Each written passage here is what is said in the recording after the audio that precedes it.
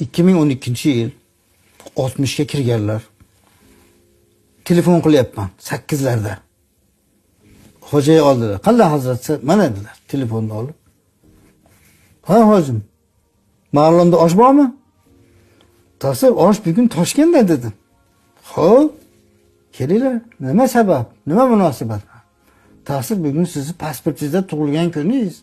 5 muchal 60ga keldiz, Tasir. Oshqa bering deb. Biz shunaqa erkaklikda gapiraveradi. Sen rahmat e'tiboringiz uchun. Juda hushyorsizda, lekin hech bo'lmasa siz meni yaqin odamim, shariatga yangilik kiritmang. Nimaga desam, bizda shariatda tug'ilgan kun yo'q. Mabodo onangizor bo'lsa, onani topib, onajon, bugun meni qiynalib tuqqan kuningiz deb onangizga bitta ro'mol o'ratib qo'ying. Boshqa yashasa, boshqa joyda bir bitta non bilan bitta qaymoq olib borib ziyorat qilib keling. Chunki ona qiynalgansiz bas. Mana shu ham bir hamma uchun bir ibrat bo'ladigan gap. Shu mana shu 10 yildan baqa tanishlarga, qadrdonlarga qayerda o'tirish yoki shunaqa bir yubiley bo'ldi, tug'ilgan kun u bu desa, mayli tug'ilgan demanglar.